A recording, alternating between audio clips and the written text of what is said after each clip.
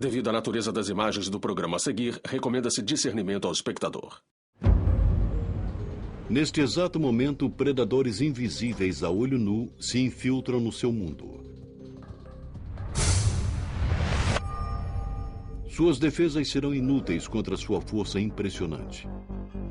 Eles causarão desfigurações grotescas, farão você sangrar por todos os orifícios e até mesmo paralisarão os órgãos vitais de seu corpo.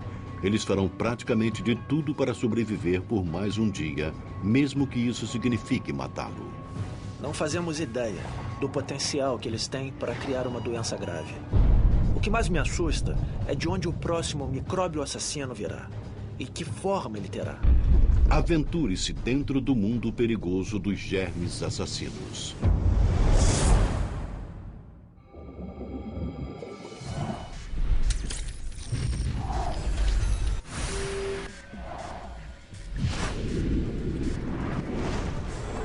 Ciência viva.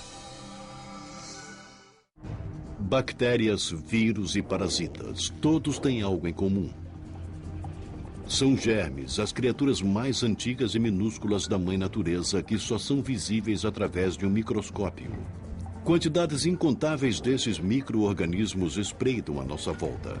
Muitos são benignos. Alguns são até benéficos para nós, como os probióticos, que são bactérias boas que vivem em nossos estômagos e combatem as bactérias ruins. Mas existem outros que nos deixam morrendo de medo porque podem matar violentamente.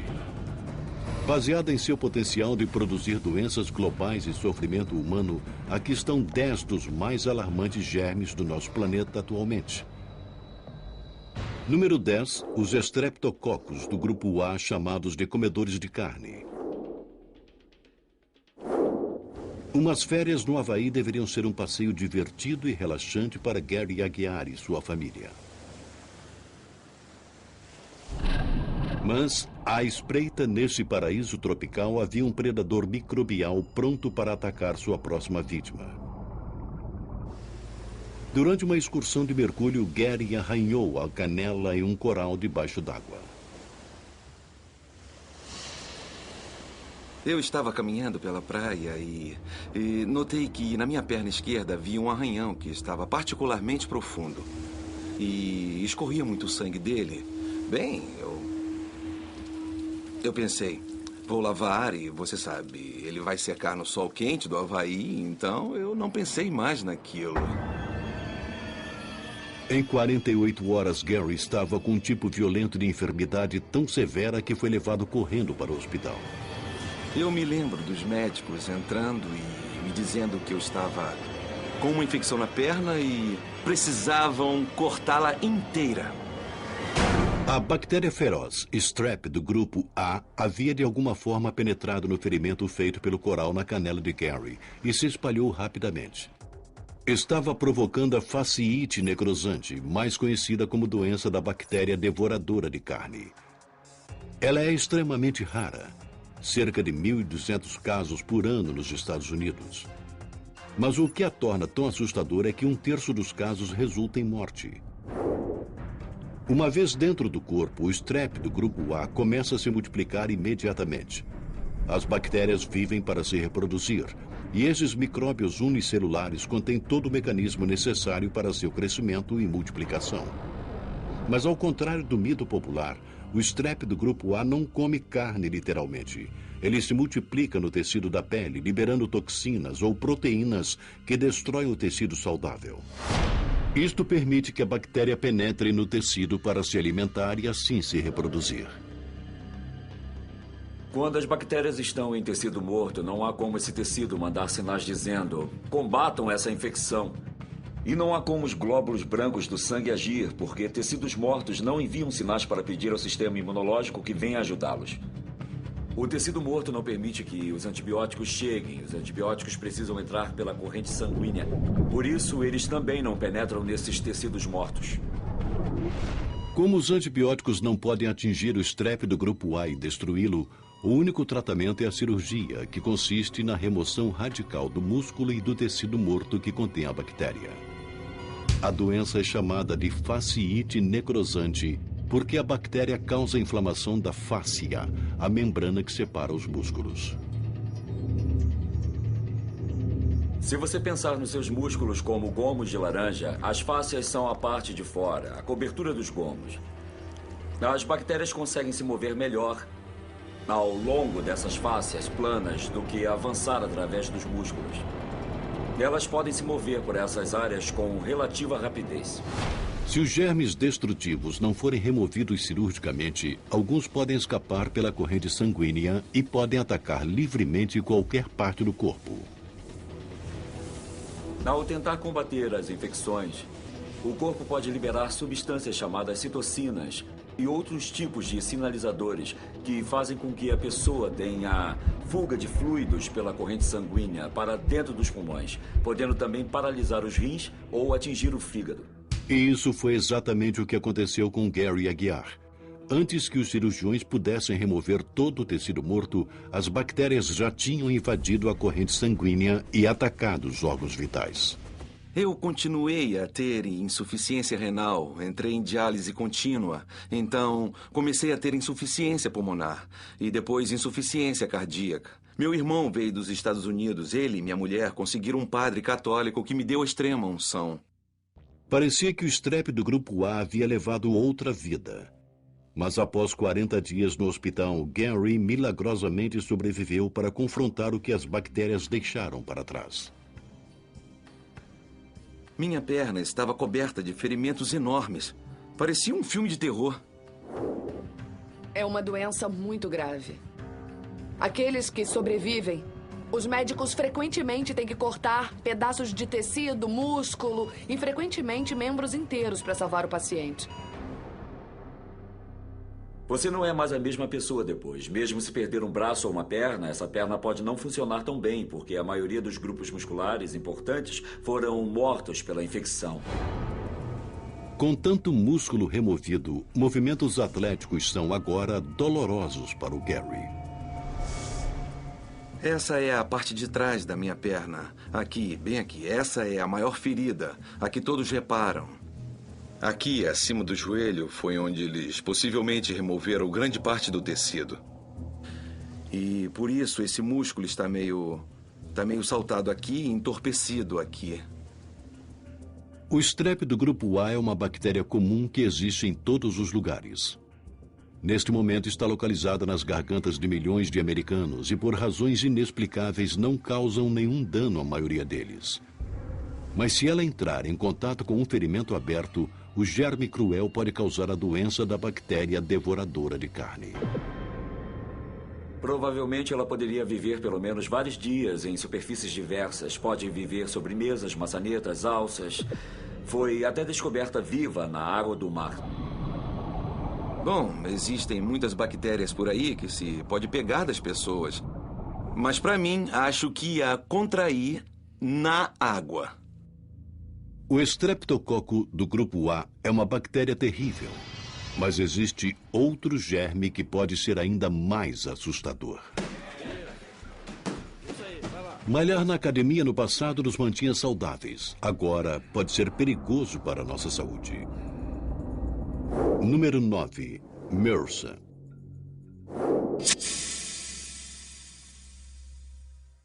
Um homem limpa um equipamento de ginástica suado.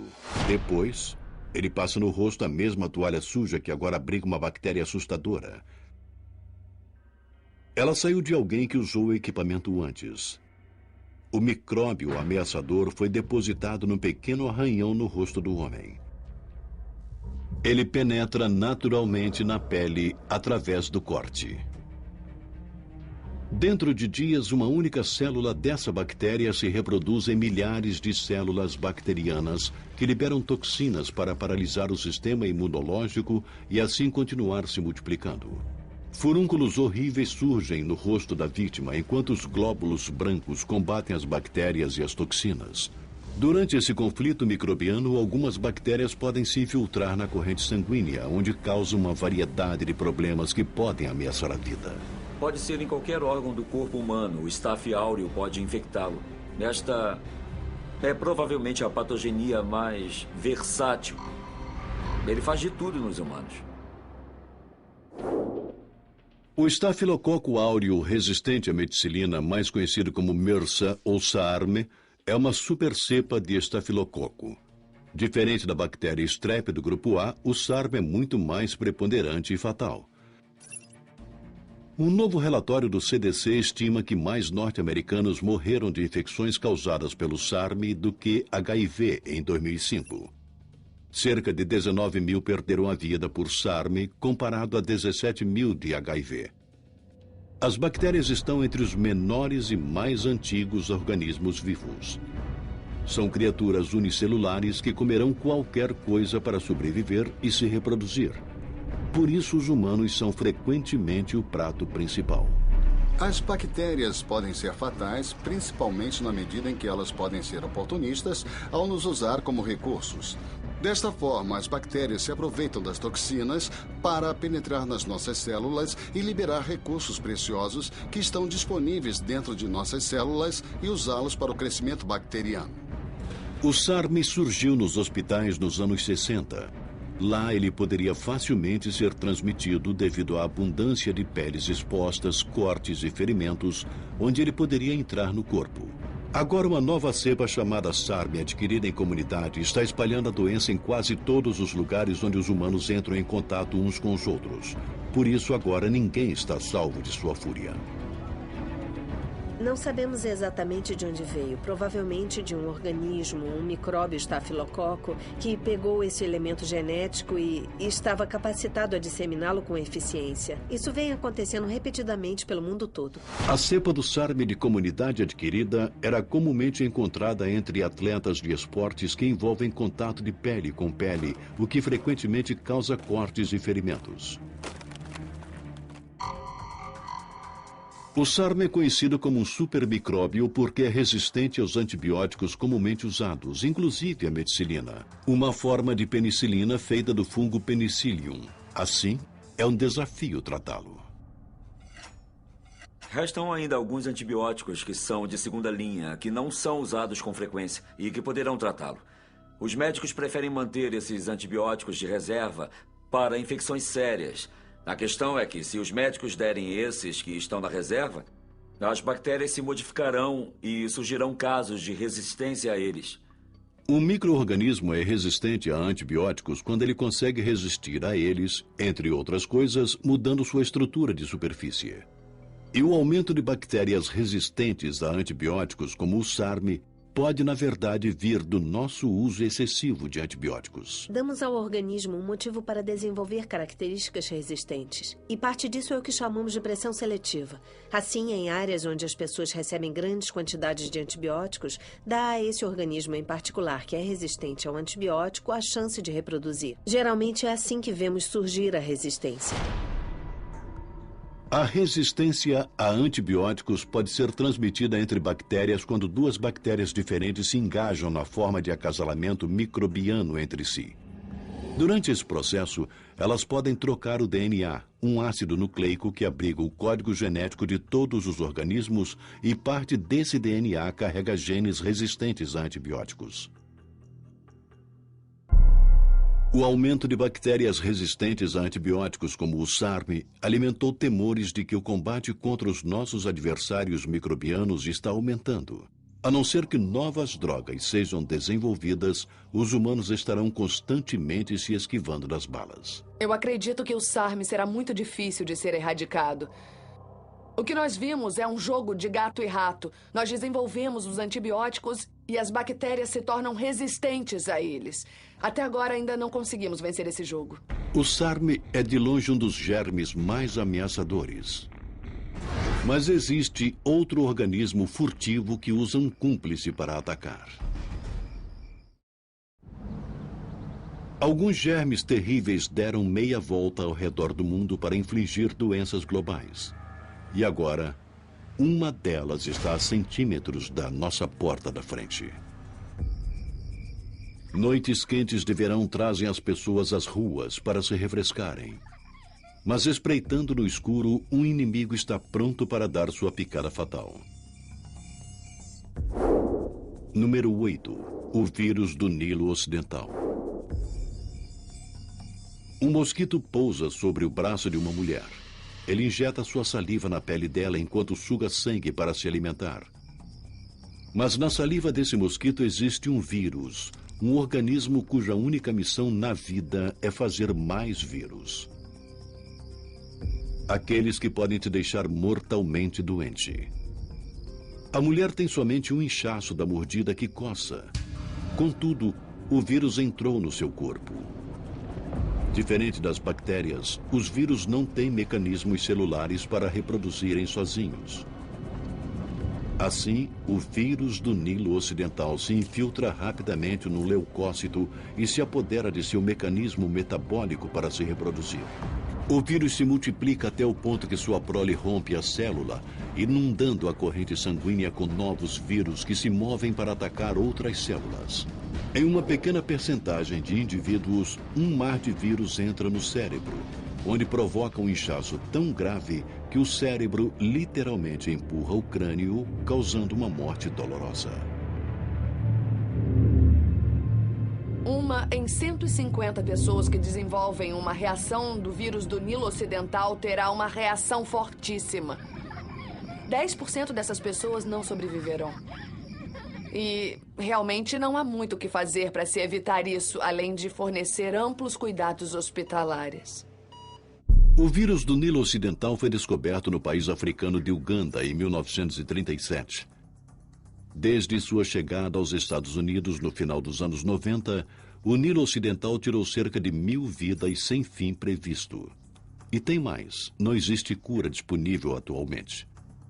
O vírus do Nilo Ocidental é comumente encontrado na África. Mas o micróbio assassino agora emigrou para o mundo. Inicialmente, 61 pessoas contraíram o vírus em Nova York, provavelmente via um animal infectado transportado de alguma forma de transporte moderno. 7 delas morreram. O vírus também foi identificado no tecido de vários corvos. Os pássaros são hospedeiros naturais para o vírus, porque estão em todos os lugares do mundo e podem viajar grandes distâncias. Os mosquitos sugam o sangue de um pássaro infectado e depois injetam-o em pássaros saudáveis, espalhando assim a doença. Os pássaros são predominantes em qualquer lugar e os pássaros voam e os mosquitos também migram. Então, se um pássaro infectado for de uma região para outra e um mosquito não infectado se alimentar daquele pássaro, então teremos uma população de mosquitos infectados numa nova região. Os pássaros traficaram o vírus do Nilo Ocidental por praticamente todos os estados americanos. E com mosquitos como seus transmissores, todos estão vulneráveis ao vírus que tem o potencial de matar violentamente. E os mosquitos não só transmitem o Nilo Ocidental, como também carregam algo ainda mais mortal.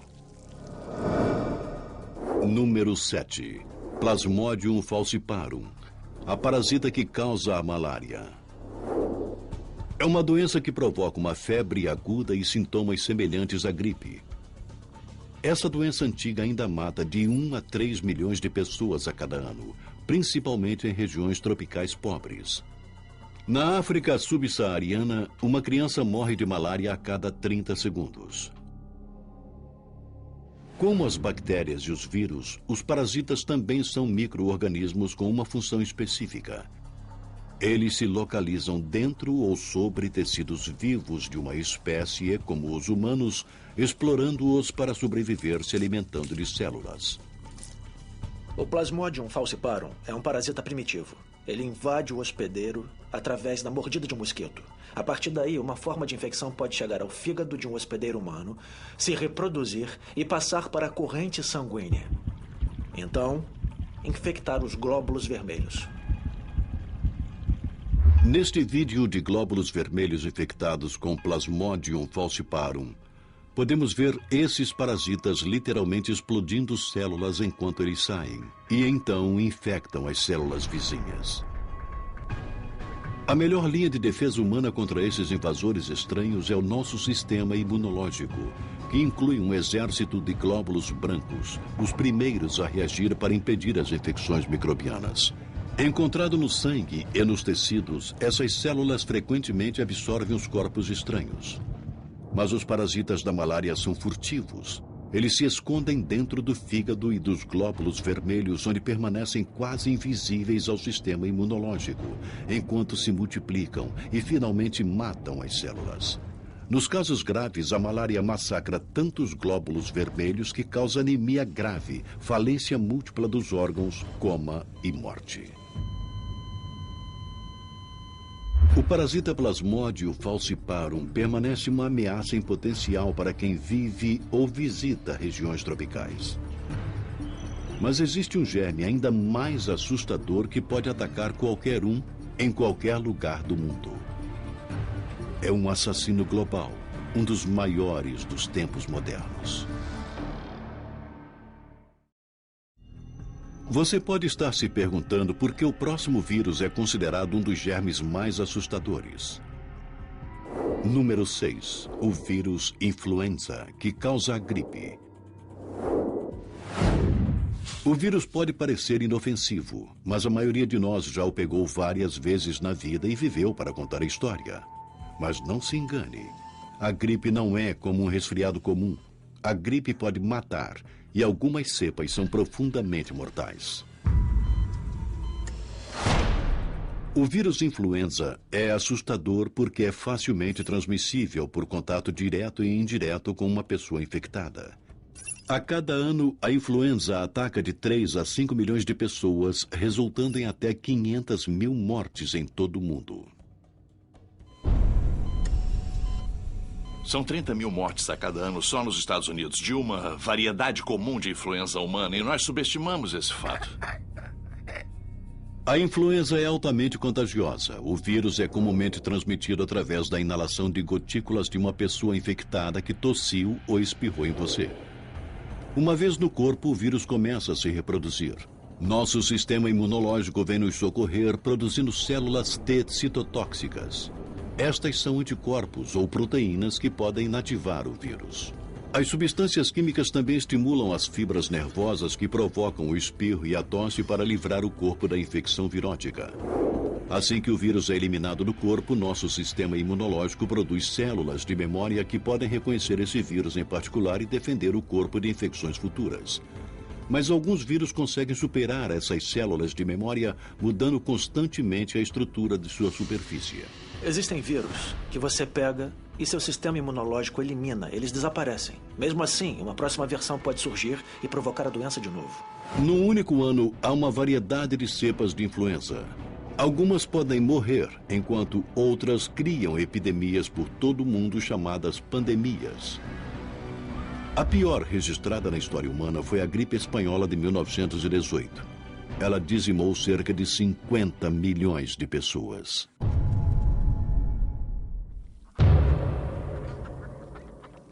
Provavelmente a maior ameaça de doença infecciosa que nós, a espécie humana, enfrentamos é a doença conduzida pelos animais. E é quase certo ser uma doença conduzida pelos pássaros e provavelmente será a influenza. Como o Nilo Ocidental, o vírus influenza tem um reservatório de centenas de milhões a bilhões de pássaros por todo o mundo.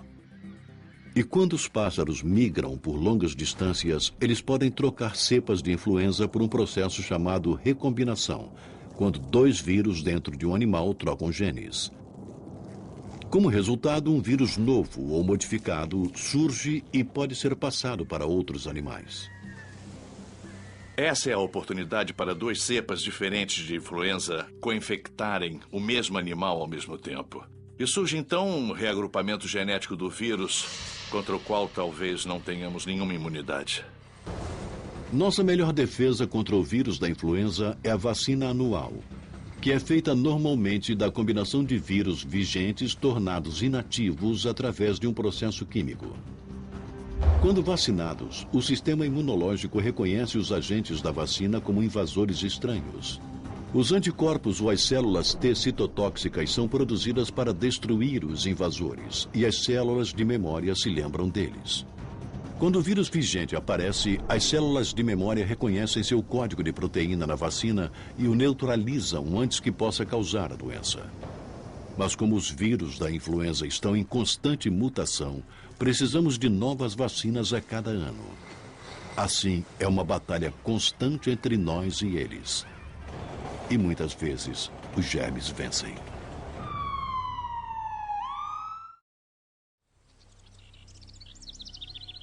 O perigo chega diariamente às nossas caixas de correio. Você está esperando uma pilha de contas, mas alguém lhe enviou algo ainda pior. Você abre o que parece ser um envelope vazio. Dali sai uma rajada de bactérias que foi fabricada como pó inodoro. Você acidentalmente as inala. Você pode potencialmente morrer em uma semana por causa dessa mensagem de morte. Número 5. Bacillus anthracis, que causa uma doença aguda, antraz. Em 2001, a bactéria foi enviada pelo correio dos Estados Unidos como agente de guerra biológica. 22 pessoas contraíram a patogenia e 5 delas morreram. Se tivesse esperado mais um dia, eu teria morrido, pois eu tinha tanto antraz no meu organismo que deveria ter morrido. Embora esses incidentes sejam raros, o que faz o antraz ser assustador é que, se não for tratado, o índice de mortalidade é de mais de 90% em 48 horas da inalação da bactéria. Por isso, o Centro de Controle de Doenças classificou o antraz como agente de categoria A, significando que ele apresenta um maior potencial para provocar um desastre humano global. Quando os Estados Unidos tinham um programa de armas biológicas, o organismo favorito, caso se quisesse provocar a morte, seria o antraz. Porque ele é muito resistente. Uma vez feito em forma de esporo, ele ficará tranquilamente dentro de uma caixa numa prateleira durante anos e permanecerá infeccioso. E o bioterrorismo não é a única forma que o micróbio antraz pode matar. Em seu estado natural, esse germe em forma de esporo é encontrado no solo e é praticamente indestrutível. Seu esporo pode sobreviver inofensivamente por 100 anos. Mas se ingerido por um animal ao pastar, os esporos inativos de alguma forma tornam-se bactérias ativas e germinam dentro do animal, provocando uma doença terminal. Quando o animal morre, as bactérias ativas voltam ao estado de esporos. Eles, por sua vez, se tornam uma fonte de infecção para os humanos, tanto pela ingestão da carne contaminada, quanto pelo contato com uma lesão na pele ao se manipular o animal morto. Os Estados Unidos vacinam o gado, por isso as infecções são raras. Mas por não ser uma regra mundial, está espalhando o terror nos pastos e pradarias de todo o planeta. Ovelhas, gado e, em ocasiões muito raras, humanos, a não ser que se tratem imediatamente, quase sempre morrem. Uma forma rara e altamente letal de transmissão é através da inalação de esporos que vêm de animais em decomposição. Uma vez inalado, os esporos de antraz vão para os pulmões. Os leucócitos chegam rapidamente ao local e absorvem os esporos, transportando-os para os linfônodos, que existem por todo o corpo e agem como filtros ou armadilhas para partículas estranhas como as bactérias. Mas uma vez nos linfônodos, os esporos de antraz cativos se transformam de bactérias inativas para ativas, matando os leucócitos nos linfônodos.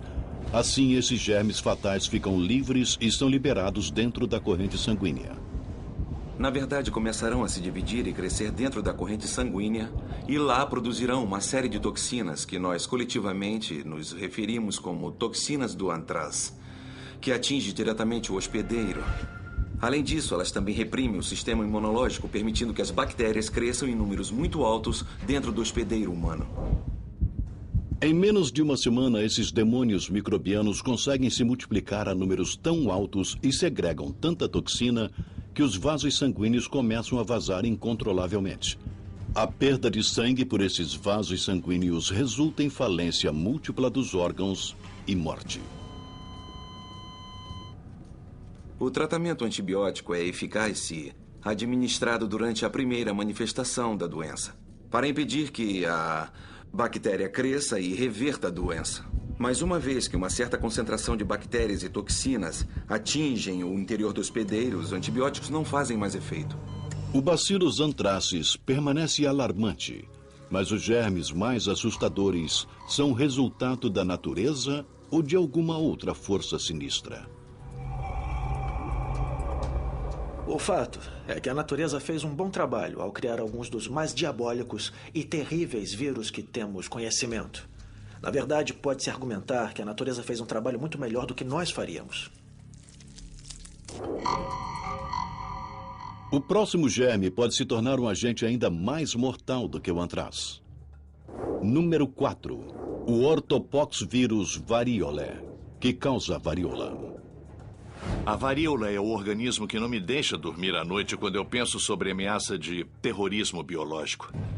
A varíola é uma doença assustadora porque o vírus é facilmente transmitido através da inalação ou contato físico com uma pessoa ou objeto infectados. Só no século XX matou 500 milhões de pessoas por todo o mundo.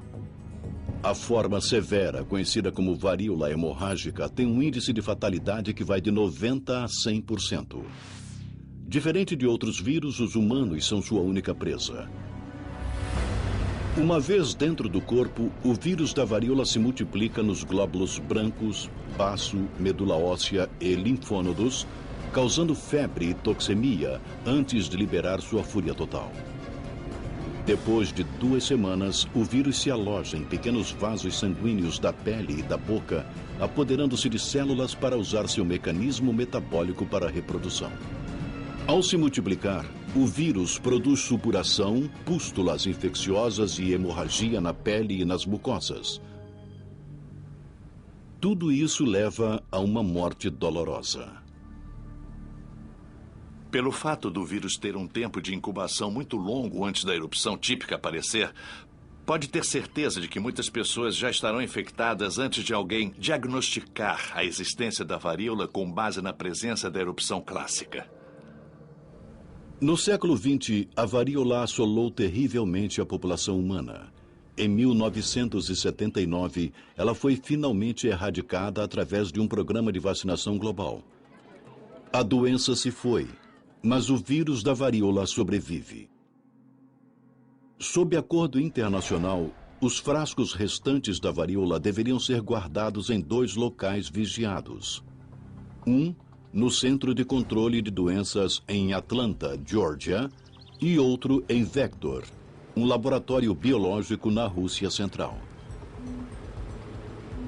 Foi pedido aos países que enviassem o vírus da varíola isolado ou acumulado para um desses 2 laboratórios. Não há absolutamente uma forma de verificar se isso foi feito. É possível que exista o vírus da varíola, não intencionalmente, mas simplesmente por descuido, dentro de freezers em vários locais por todo o mundo. Entre outras coisas, o vírus da varíola é mantido por seus valores medicinais no desenvolvimento de vacinas para outras enfermidades. Mas muitos se preocupam se os frascos restantes do vírus podem chegar a mãos erradas e ser usados como agente de guerra biológica.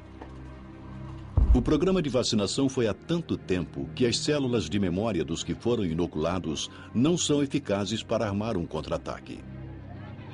Atualmente não há normas para vacinar a população em geral contra possíveis agentes de bioterrorismo.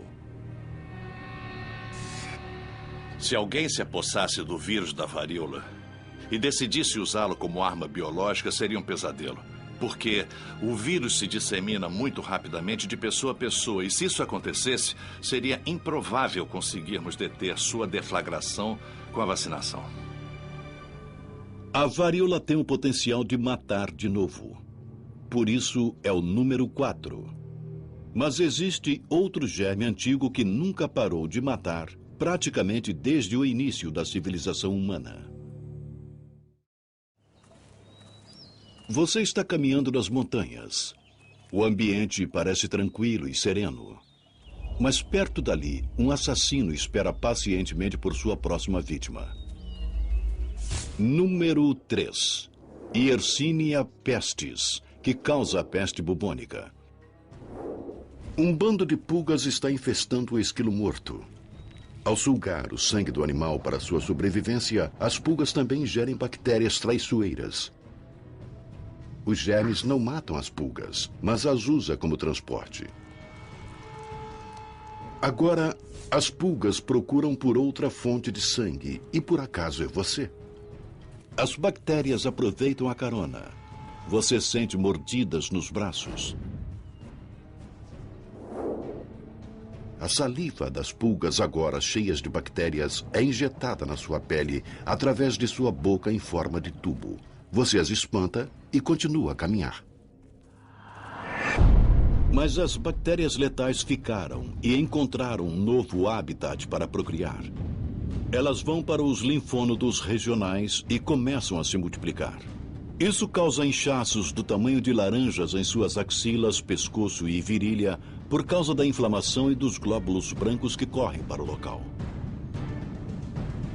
Finalmente, os glóbulos brancos morrem, o pus cresce e os linfônodos se rompem, liberando bactérias e toxinas letais na corrente sanguínea. Sem um tratamento com antibióticos, você morrerá numa semana do choque ou do sangramento espontâneo dentro da pele e mucosas. A Yersinia pestis é uma bactéria antiga que causa a peste bubônica. Só no século XIV, a doença acabou com 75 milhões de vidas. Frequentemente descartada como uma patogenia do passado, a doença bacteriana continua a matar até 2.000 pessoas em todo o mundo anualmente. Assim, se você estiver numa montanha e vir um esquilo morto, não se aproxime, porque esse esquilo pode ter morrido da peste e as pulgas podem pular em você e passar a peste, que pode entrar na corrente sanguínea imediatamente e causar um tipo sistêmico de peste que tem um índice de mortalidade de 50% a 75% se não for tratada. Yersinia pestis é considerada por muitos como o germe mais letal da história da civilização humana, embora outro germe aterrador talvez possa superá-lo. Número 2. O vírus da imunodeficiência humana, ou HIV. O HIV pode provocar a síndrome da imunodeficiência adquirida, conhecida como AIDS, que já tirou cerca de 25 milhões de vidas desde 1975. Neste exato momento, o HIV infecta mais de 36 milhões de pessoas por todo o mundo. O HIV é um vírus diabólico. As células que ele infecta são as mesmas células que deveriam combatê-lo. E o problema é que, diferente dos outros vírus, o corpo humano não consegue se livrar dele. É uma infecção para toda a vida. Cada vírus tem sua própria maneira de atacar o corpo humano. Mas o HIV é completamente único.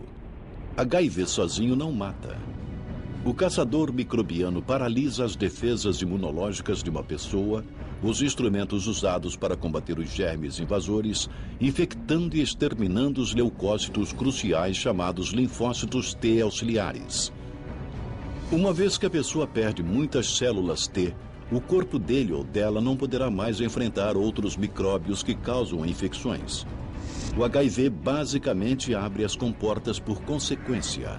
Os germes finalmente se alastram nas pessoas infectadas com o HIV e elas morrem de infecções no pulmão e na pele ou de outras doenças.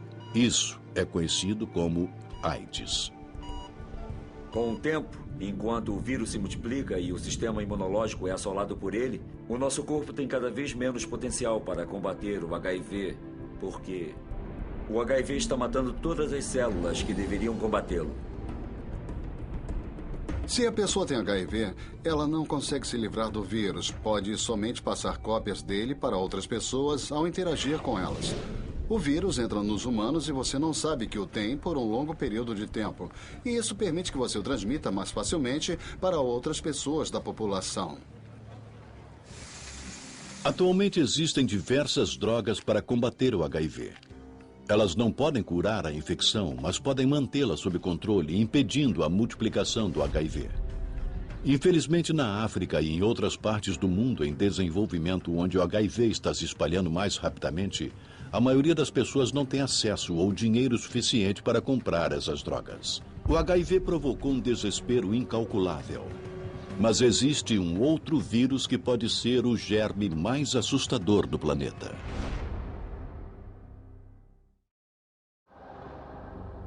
Então, qual é o germe considerado por muitos o mais ameaçador que existe na face da Terra? Acredita-se que a origem desse assassino é a República Democrática do Congo, na África. Caçadores voltam de uma caçada bem-sucedida. Eles capturaram e mataram os chimpanzés para alimentar suas famílias famintas. Mas, em vez disso, eles podem estar condenados a uma sentença de morte. Suas facas e mãos ensanguentadas estão cobertas do que pode ser o germe mais letal do planeta. Número 1.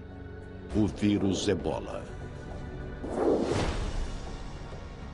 Esse predador microbiano causa a febre hemorrágica Ebola, uma manifestação hemorrágica que tem praticamente 100% de índice de mortalidade, o maior de todas as patogenias conhecidas. E o que é pior, não tem cura. O vírus Ebola é altamente fatal. É um dos vírus mais letais conhecidos a atingir os humanos. O Ebola é chamado de hot vírus porque é muito letal.